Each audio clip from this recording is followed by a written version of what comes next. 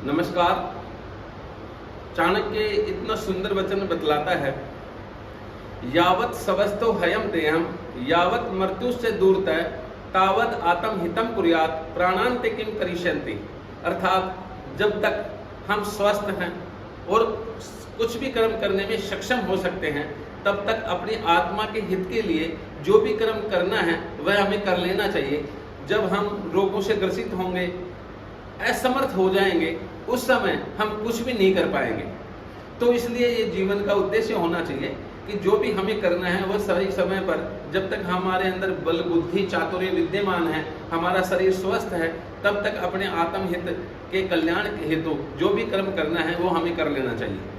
आज हम बात करते हैं वास्तु में रसोई के स्थान की। इस संदर्भ में भी मुझे कुछ कहना है।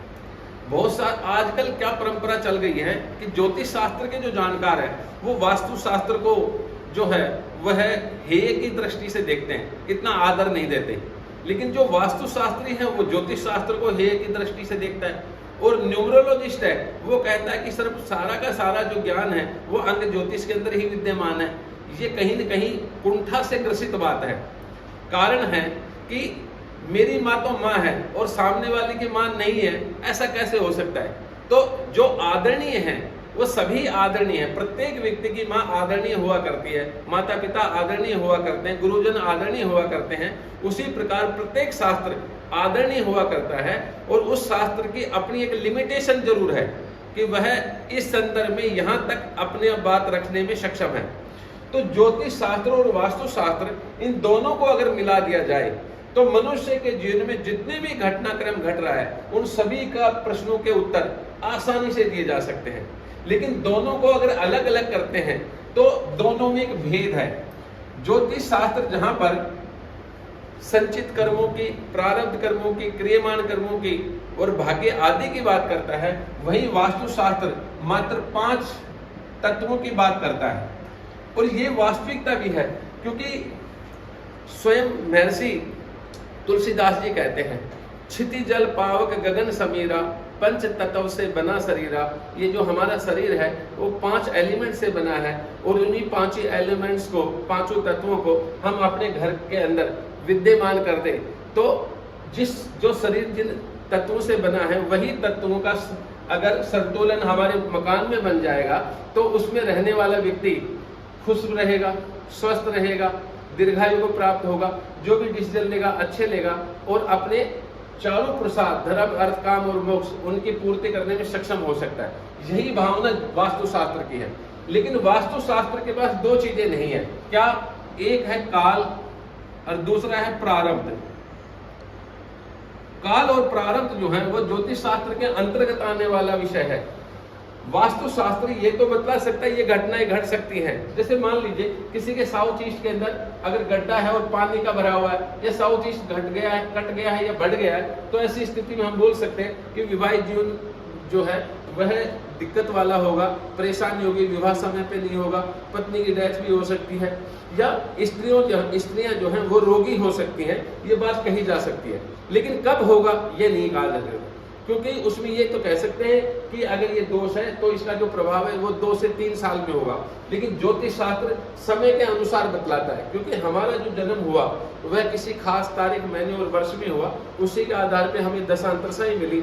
दशाएं कितने वर्ष की होती हैं और वह कब समाप्त होती है उसके बारे में हमें उनकी डेट, मंथ और ईयर लिखा मिलता है। उसके अनुसार हम प्रेडिक्शन कर सकते हैं। तो ज्योतिष और वास्तु शास्त्र दोनों में अन्योन्याश्रित संबंध है, दोनों में चोली दामन का संबंध है। दोनों को साथ लिया जाए तो बहुत सारी चीजों की जानकारी होती है। चलो अब हम आज वास्तु में रसोई के स्थान की बात करते हैं। ये बहुत सारे लोग मानते हैं कि किचन हमेशा साउथ ईस्ट यानी कि आग्नेय कोण में ही बनाना चाहिए। ये बात ठीक है किसी हद तक, लेकिन सर्वसम्मत नहीं है। शास्त्र का वचन है कि किचन जो है वह हम 3 स्थानों पर बना सकते हैं। एक हमारे यहाँ दर्शन शास्त्र है, 6 दर्शन शास्त्र। उनकी खासियत क्या है कि देखो, सुनो, समझो और फिर उस पर विचार करो, उसको तब स्वीकार करना है। ऐसे ही वास्तु शास्त्र भी जो है वो दर्शन शास्त्र की कसौटी पे खरा उतरता है। तो विचार करें कि घर में खाना कौन बनाएगा। पहले तो बनाएगी माँ, दूसरा, अगर माँ नहीं बनाती तो बनाएगी पत्नी, और पत्नी भी नहीं बनाती तो कौन बनाएगा? आपका सर्वेंट बना के देगा आपको खाना। तो 3 लोग खाना बना के दे सकते हैं। और वास्तुशास्त्र में तीनों का स्थान जो है वह नियत है। तो साउथ ईस्ट जो है ये शुक्र का स्थान है, इसी को हमने पत्नी कहा। तो इसका मतलब साउथ ईस्ट में किचन बनाया जा सकता है। अब अगर पत्नी नहीं बनाती तो कौन बनाएगा? माँ। तो नॉर्थ वेस्ट जो है यह चंद्रमा का स्थान है और यह माँ कहलाता है। तो इसका मतलब नॉर्थ वेस्ट में भी किचन बनाया जा सकता है। और मान लो माता पत्नी भी नहीं बनाती और माँ भी नहीं बनाए तो फिर बनाएगा कौन? सर्वेंट। इसका मतलब वेस्ट जो है वह शनि का स्थान है, जिसको शास्त्र कहता है प्रेष्य, यानी नौकर का स्थान है। तो वेस्ट के अंदर भी किचन बनाया जा सकता है। इसलिए किचन बनाने के लिए हमारे पास 3 जगह है, साउथ ईस्ट है, नॉर्थ वेस्ट है और वेस्ट है। इन तीनों स्थानों पे यदि हम किचन बनाते हैं तो वास्तु से संबंधित कोई भी दोष नहीं होता। सबसे बड़ी समस्या क्या है?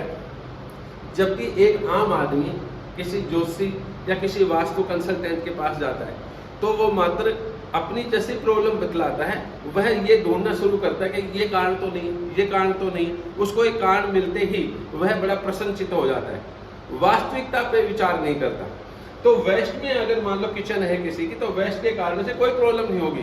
प्रॉब्लम क्या है कि इसमें डायरेक्शन के अंदर ये देखा गया कि जब भी हम किचन बनाते हैं तो जो खाना बनाने वाली गृहिणी है उसका मुख ईस्ट में या नॉर्थ में होना चाहिए, ये अच्छी बात है। अगर आप वेस्ट में कर दोगे तो क्या होगा? आलस्य आएगा। अगर आप साउथ में कर दोगे तो क्या होगा? क्रोध की स्थिति बढ़ेगी। तो ऐसे में दिक्कत आती है। तो किसी भी डायरेक्शन में साउथ ईस्ट में भी किचन बनाया जा सकता है, नॉर्थ वेस्ट में भी और वेस्ट में भी।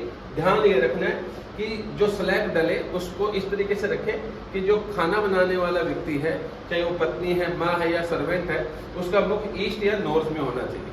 धन्यवाद।